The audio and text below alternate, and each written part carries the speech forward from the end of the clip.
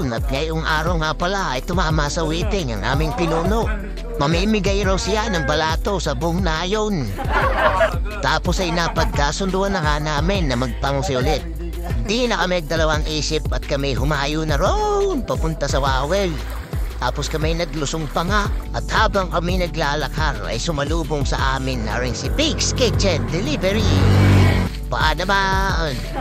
Tapos ayan, sisimulan na ni Paspas mamanraw ng bigatop. At sa unang pagkakataon nga ay kami pinagbigyan ng tadhana. Ngunit sa pangalawang pagkakataon ay kami nasawi. Kaya naibalik na ni Master ang kanyang mga bigatot. At sinubukan na rin namin panrawin itong patino ay mukhang hayo ng tinua. Hayong nag-anat. Tapos ay napagpasyahan na naming umuwi at simulang hinayan itong aming nahuli.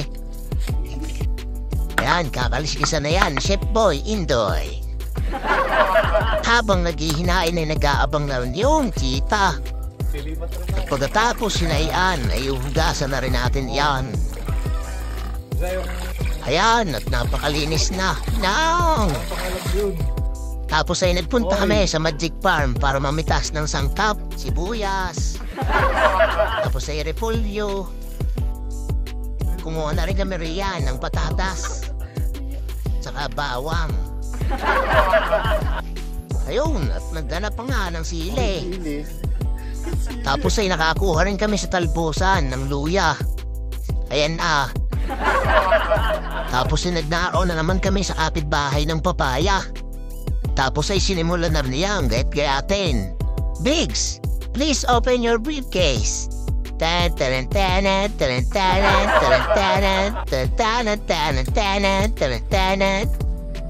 sinimulan na rin magpalingas ni tropa. At nung mainit na ang kawali ay nilagay na ang ating mantika. Tapos ay sisimulan na natin maggisa ng luya, bawang, tapos ay sibuyas. Tapos halu-haluin lang natin yan. Tapos ay ilalagay na rin natin na rin nahuli natin sa bigatot. Tapos ay halu-haluin lang natin yan. Tapos ay ilalagyan na rin natin yan ng patis. Halu-haluin ulit. Tapos ay ilalagyan na rin natin yan ng paminta. Sabay na rin natin ito mga gulay. Tapos ay lalagyan na ng tubig.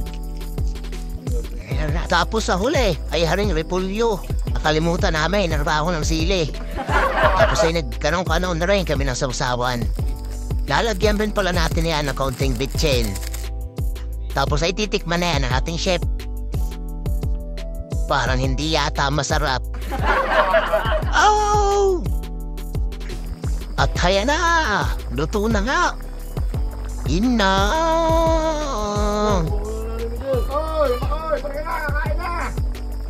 Ayan, at ating iyahain na. Ngayon nga pala ay wala kaming rahon ng saging at kami napag-hagar na. Kanya-kanya na lang kami sambrok. Ay ho, pangain!